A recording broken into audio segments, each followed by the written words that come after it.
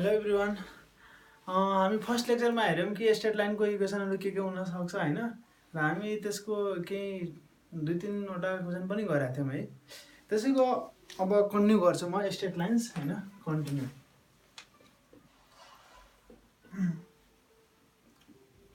Straight lines continued ठिकै छ। आज हेरौँ angle between two lines. Angle between two lines मानौँ यो कुनै एउटा लाइन छ अर्को यो लाइन छ। यो दुईटा बीचको एंगल यदि थीटा छ भने के हुन्छ, यो यताको एंगल भने पछाडी 180 माइनस थीटा किनभने स्ट्रेट एंगल हो हैन। त भन्ने पछाडी दुईटा लाइन बीचको एंगल जहिले पनि दुईटा आउँदै रहेछ। मानौँ एकछिनको लागि यो एंगल 30 डिग्री छ भने यो कति होला 150 डिग्री हो। त एउटा एक्युट हुन्छ भने अर्को अब्ट्युज हुन्छ अथवा दुवै 90 हुन सक्छ हैन, त्यो पनि केस हुन सक्छ। ठिकै छ। त्यसो भए tan थीटा निकाल्ने फर्मुला के हो भन्दाखेरि हामीसँग m1 minus m2 by 1 plus m1 into m2 र यसको अगाडि हामी प्लस माइनस राख्छौँ। प्लस माइनस यदि यो फर्मुला आउने हो। त्यसपछि यसमा दुईटा कन्डिसन हामी लिन्छौँ हैन। केस 1 भने पछाडी प्यारेलल कन्डिसन लियौँ है। त प्यारेललको लागि थीटा कति हुन्छ, थीटा इक्वल्स टु 0 डिग्री। त्यसो भए यहाँ 0 राखौँ त कति आउने भयो, tan 0 degree equals to plus minus m1 minus m2 by 1 plus m1 into m2। tan 0 भनेको 0, यो मल्टिप्लाई हुन्छ 0, यो प्लस माइनस पनि जाने भयो भने पछाडी यहाँबाट निस्केर आउँछ m1 इक्वल्स टु m2। यसको मतलब यो हो कुनै पनि दुईटा लाइन प्यारेलल छ भने स्लोप के हुँदो रहेछ, इक्वल हुन्छ, m1 इक्वल्स टु m2 हुन्छ। त्यसैगरी सेकेन्ड केसमा हेरौँ त। केस 2 भने पछाडी परपेन्डिकुलर दुईटा लाइन परपेन्डिकुलर छ भने थीटा को कति हुन्छ 90 डिग्री। 90 डिग्री भयो भने फर्मुला राखौँ त tan 90 कति हुँदो रहेछ, tan 90 equals to plus minus m1 minus m2 by 1 plus m1 times m2। Okay, tan 90 कति इन्फिनिटी, tan 90 इन्फिनिटी। र कुनै पनि नम्बर इन्फिनिटी कति बेला हुन्छ, जब समथिङ डिवाइडेड बाइ 0 हुन्छ। यसको मतलब यो भयो कि तलको पर्सनको भ्यालु कति हुनुपर्छ 0, मतलब 1 plus m1 into m2 equals to 0।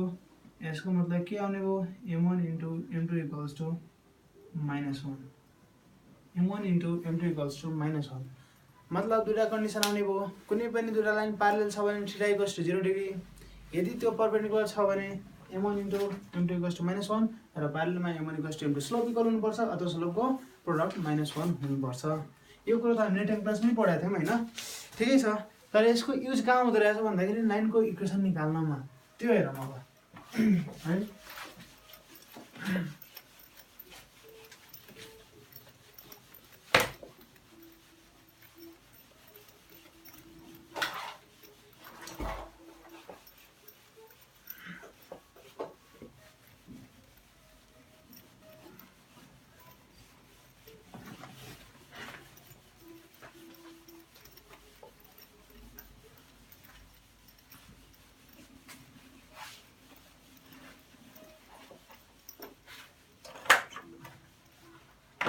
Okay, मानौँ इक्वेसन अफ लाइन निकाल्नु पर्ने छ हैन। प्यारेलल टु एउटा कुनै गिभन लाइन छ x plus by plus c equals to 0। यो लाइनसँग यदि प्यारेलल लाइनको इक्वेसन चाहियो भने हामीलाई थाहा छ के स्लोप इक्वल हुनुपर्छ। स्लोप इक्वल भनेको minus coefficient of x divide by coefficient of y equal हुनु पर्यो। भनेपछि यो ठ्याक्कै सेम राख्नु पर्ने हुन्छ। त यसको एन्सर हामीले सिधै लेख्छौँ x र y भनेको ठ्याक्कै सेम हुन्छ। एउटा कन्स्टेन्ट कुनै के होला जुन चाहिँ के भनेको गिभन कन्डिसनबाट निकालिन्छ है। यो हुने भयो x र y ठ्याक्कै सेम राख्ने, कन्स्टेन्ट सी को सट्टामा प्लस के इक्वल्स टु 0 लेखे पनि भयो, प्लस के इक्वल्स टु 0 लेखे पनि भयो, अथवा इक्वल्स टु के लेखे पनि हुन्छ।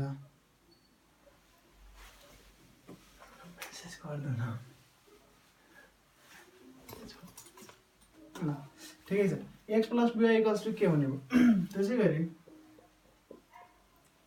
Equation of line perpendicular to, अब यस्तै छ, x plus by plus c equals to 0 छ भने यससँग परपेन्डिकुलर लाइनको इक्वेसन कति हुन्छ भन्दाखेरि नि x र y को कोएफिसिएन्टहरु एक्सचेन्ज गर्ने, बीचको साइन चेन्ज गर्ने।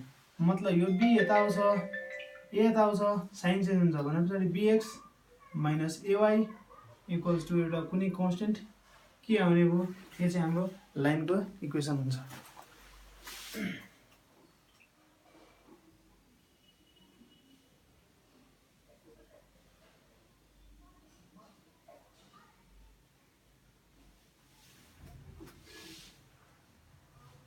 ओके, ठीक छ। त्यसरी चाहिँ हामीले लाइनको इक्वेसन निकाल्न सक्छौं डाइरेक्ट सिधै, हैन। अगाडि बढौं। कन्स्टेन्टको भ्यालु हामीले चाहिँ कहाँबाट निकाल्ने हो, गिवन कन्डिसनबाट। कुनै पोइन्ट पास गराउने दिन सक्छ अथवा समथिङ पनि अझै कन्डिसन दिन सक्छ, त्यहाँबाट हामीले निकाल्नु होला। ठिकै छ। यसपछि के हुन्छ भन्दाखेरि नि साइड्स निकाल्नु पर्यो, हैन। कुनै लाइन दिन्छ हामीलाई र कुनै दुईटा पोइन्ट अथवा तीनटा पोइन्ट दिन्छ है, त सेम साइड हो कि अपोजिट साइड्स मानौं। इक्वेसन अफ लाइन दियो है, इक्वेसन अफ लाइन कति छ, x plus by plus c equals to 0 छ। यसलाई एक्सनको लागि f x, y भन्ने है, f x, y भन्दिम र मानौं हामीलाई गिवन दुईटा पोइन्ट्सहरु के छ, एउटा छ x1, y1 र अर्को छ x2, y2। कुरो चाहिँ कस्तो भन्दाखेरि नि यो कुनै लाइन हो, एउटा पोइन्ट यता छ a, अर्को पोइन्ट यता छ b। अब यो दुईटै पोइन्ट यो लाइनको दुईटा साइडमा छ कि यो यतै छ, मतलब एउटै साइडमा छ कि यो यतै छ, एउटै साइडमा छ कि अपोजिट साइडमा छ, यदि निकाल्नु पर्यो भने हामीले के गर्छौं नि, यो फंक्सन जुन बनाएको छौं हामीले त्यसमा लगेर यो पोइन्ट राख्दिने। मतलब f x1 y1 निकाल्ने, त्यसैगरी f x2 y2 निकाल्ने। यसको मतलब यो हो x को सट्टामा x1 राख्ने, y को सट्टामा y1 राख्ने र यसको जुन भ्यालु आउँछ, मानौं यसबाट भ्यालु आयो 2, यसबाट आयो भ्यालु 3 है। यसरी राख्दाखेरि यदि दुवैको साइन चाहिँ सेम आयो भने, सेम भनेको यहाँ पोजिटिभ, यहाँ पनि पोजिटिभ, अथवा के हुन सक्छ, मानौं यसको भ्यालु आयो -2, यसको आयो -3, त दुवैको साइन चाहिँ सेम आयो भने यसको मतलब के हो, सेम साइडमा पर्छ। सेम साइड, सेम साइड भनेको यो ए पोइन्ट यतै हुन सक्छ बी तिरै, अथवा ए र बी दुवै यतैतिर हुन सक्छ, सेम साइडतिर छ है। त सेम साइड भनेको कब हुन्छ, जब सेम साइन हुन्छ। त्यहाँ लेखौं सेम साइन भनेको के हो, सेम साइड हो। ठीक छ। त्यसैगरी हुन के सक्छ भन्दाखेरि नि यो जुन भ्यालु छ हाम्रो fx1 y1 को, यसको भ्यालु आउन सक्थ्यो 2 र fx2 y2 को भ्यालु आउन सक्थ्यो -3।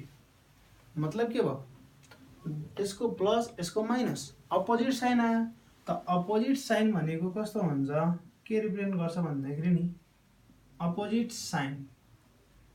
अपोजिट साइन को मतलब के हो, यो पोइन्ट अपोजिट साइडमा पर्छ भनेपछि ए यता पर्छ भने बी यता पर्छ। ठीक छ।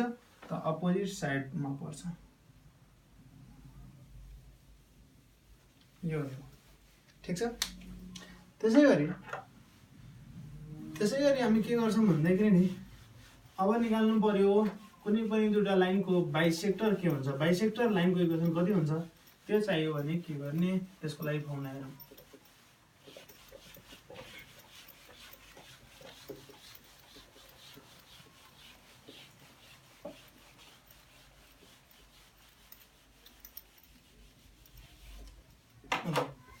The equations of bisectors.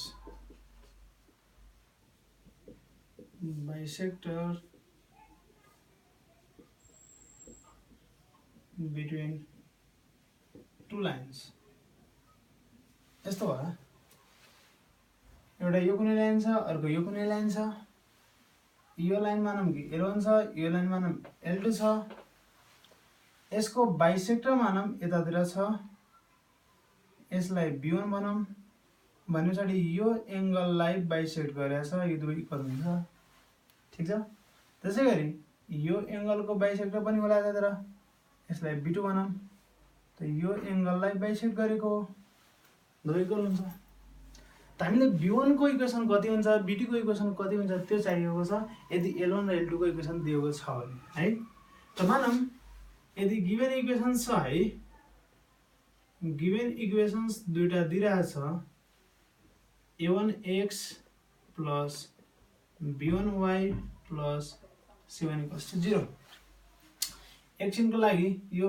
L1 को इक्वेसन हो भनेर मानौं त्यसैगरी अर्को लाइनको इक्वेसन दिइरहेछ a2x plus b2y plus c2 equals to 0 यो भनेको L2 को इक्वेसन हो भने मानौं त्यसो भए हामीलाई के चाहिएको छ बाइसेक्टर को इक्वेसन हैन त इक्वेसन्स अफ बाइसेक्टर यो भनेको कति हुन्छ एउटा इक्वेसन लेख्ने भनेपछि a1x plus b1y plus c1 divide by root under यसको कोएफिसिएन्ट x को कोएफिसिएन्ट भनेको a1 को र y को कोएफिसिएन्ट भनेको b1 को स्क्वायर गर्ने जोड्ने र रुटले डिवाइड गर्ने इक्वल्स टु के हुन्छ प्लस माइनस हुन्छ अर्को इक्वेसन लेख्ने अर्को इक्वेसन कति छ a2x plus b2y plus c2 divided by root under a2 square plus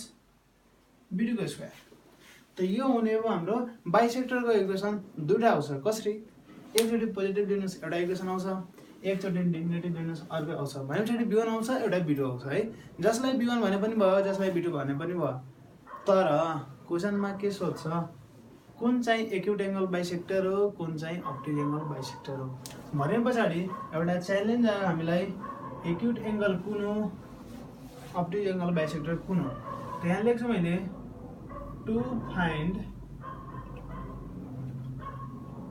acute अथवा अब्ट्युज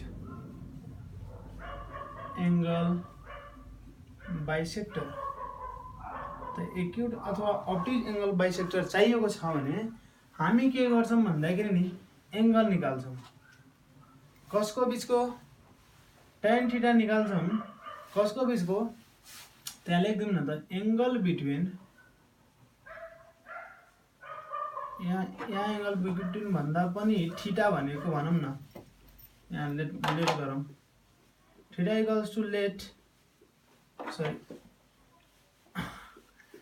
थीटा भनेको angle between b1 and l1 जहिले यही भन्दा हुन्छ मतलब एउटा कुनै बाइसेक्टर लिने यहाँबाट दुईटा बाइसेक्टर निकाल्नु हुन्छ एकचोटी पोजिटिभ लिँदाखेरि मानौं कि तपाईले b1 को इक्वेसन निकाल्नु भयो है एकचोटी नेगेटिभ लिँदाखेरि अर्को बाइसेक्टर आउँछ b2 ठीक छ र हामीसँग लाइन पनि दुईटा छ बाइसेक्टर पनि दुईटा छ भनेपछि एउटा कुनै लाइन र अर्को कुनै एउटा बाइसेक्टर बीचको एंगल निकाल्छु त मैले लाइन सिलेक्ट कुन गरे L1 सिलेक्ट गरे बाइसेक्टर कुन सिलेक्ट गरे B1 सिलेक्ट गरे तपाईले जुन मन लाग्छ त्यो सिलेक्ट गर्नुस् तर दुवै लाइन सिलेक्ट गर्न पाइदैन दुवै बाइसेक्टर सिलेक्ट गर्न पाइदैन एउटा लाइन र एउटा बाइसेक्टर चुज गर्नुपर्ने हुन्छ ठीक छ त मैले अहिलेको लागि के सिलेक्ट गरे भन्दाखेरि नि L1 भनेको मेरो लाइन हो B1 भनेको एउटा बाइसेक्टर हो ठीक छ त थीटा यदि यो दुईटा बीचको एंगल हो भने मैले के निकाल्छु नि tan थीटा को मोडुलस निकाल्छु अब tan थीटा कहाँबाट आउँछ b1 लाइनको इक्वेसन थाहा छ त्यहाँबाट स्लोप आउँछ l1 लाइन थाहा छ त्यहाँबाट स्लोप आउँछ त्यहाँबाट राखेर तपाईको tan थीटा आउने भयो कुन फर्मुलाबाट tan थीटा को छ नि आउनुसँग formula m1 - m2/1 + m1 * m2 त्यो फर्मुला लगाएर tan थीटा आउँछ त्यसको मोडुलस निकाल्नु होला यदि यो भ्यालु चाहिँ लेस देन 1 छ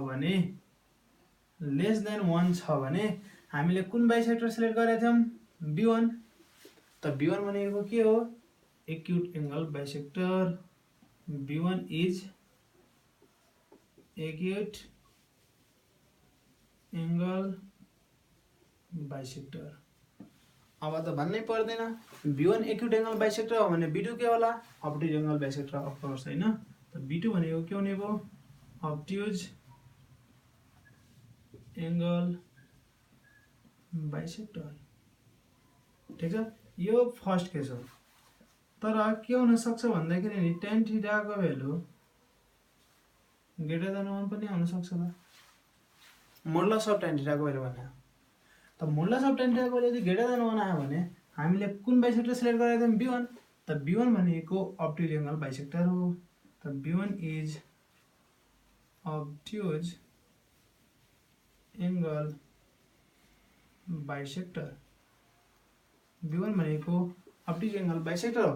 यसको मतलब के भयो B2 कस्तो खाले हो त B2 is acute angle bisector. Acute angle bisector. आज हामीले के डिस्कस गर्यौं भन्दाखेरि नि एंगल बिट्विन टु लाइन्स त्यसको दुईटा केसेसहरु हेर्यौं परपेन्डिकुलर र प्यारलल। त्यसपछि इक्वेसन अफ लाइन पनि हेर्यौं प्यारलल हुँदाखेरि के हुन्छ परपेन्डिकुलर हुँदाखेरि के हुन्छ र त्यसको साथसाथै हामीले कुरो गर्यौं इक्वेसन अफ बाइसेक्टर को र to sides of a line को हैन। दुईटा साइड्स भनेको कस्तो हुन्छ सेम साइन आयो भने सेम साइड अपोजिट साइन आयो भने अपोजिट साइड। त्यसैगरी बाइसेक्टर को इक्वेसन भनेको एउटा इक्वेसन डिवाइडेड बाइ त्यसको कोएफिसिएन्ट को स्क्वायर को सम को रुट प्लस माइनस फेरि त्यस्तै हुन्छ। प्लस लिनु छ एउटा बाइसेक्टर आउँछ भने अर्को बाइसेक्टर आउँछ। एक्युट एंगल र अब्ट्युज एंगल बाइसेक्टर छुट्याउनको लागि tan थीटा निकाल्ने। tan थीटा निकाल्नको लागि कुनै एउटा लाइन र कुनै एउटा बाइसेक्टर लिने र तिनीहरुको बीचको tan थीटा निकाल्ने मोडुलस लिने। यदि लेस देन 1 छ भने त्यो लिएको बाइसेक्टर कुन हो एक्युट एंगल बाइसेक्टर हो भन्छ B2 के हो अब्ट्युज हो। यदि ग्रेटर देन 1 आयो भने त्यो लिएको बाइसेक्टर के हो अब्ट्युज हो अर्को भनेको के हुन्छ एक्युट हुन्छ। ठिकै छ। यसमा एउटा अझै कुरो हामीसँग मिसिङ फर्मुला के छ भन्दाखेरि नि डिस्टेन्स फर्मुला। कस्तो खाले डिस्टेन्स डिस्टेन्स त सुरुमै हेर्या हो। डिस्टेन्स भनेको कुनै एउटा पोइन्टबाट लाइन सम्मको परपेन्डिकुलर डिस्टेन्स भन्न खोज्या हो। त्यसोभए त्यो डिस्टेन्स फर्मुला के हुन्छ हेरौँ त। ओके ठिकै छ। डिस्टेन्स फर्मुला ल मानौं कि यो कुनै पोइन्ट छ P x1, y1 र यतातिर कुनै लाइन छ x plus by plus c equals to 0। त यो कुनै पोइन्ट यो कुनै लाइन बीचको डिस्टेन्स भनेको जहिले पनि परपेन्डिकुलर डिस्टेन्स बुझिन्छ र यो डिस्टेन्सले यदि d भन्यो भने यो d को भ्यालु कति हुन्छ त प्लस माइनस भन्नुस् अथवा मोडुलस भन्नुस् एउटै कुरो। यो पोइन्ट बाट यो लाइन सम्मको डिस्टेन्सको फर्मुला हुन्छ ax1 plus by1 plus c by root under a square plus b square। यदि तपाईले प्लस माइनस लेख्न मन छैन भने मोडुलस लेख्नुस् किनभने डिस्टेन्स जहिले पनि पोजिटिभ हुन्छ। त्यही भएर हामी मोडुलस लेख्छौं अथवा मोडुलस भनेकै प्लस माइनस हो प्लस माइनस त्यसलाई पोजिटिभ गराउँछ। ठीक छ। त यति गरेपछि हाम्रो यो लेक्चर कम्प्लिट हुन्छ स्ट्रेट लाइनको। Thank you.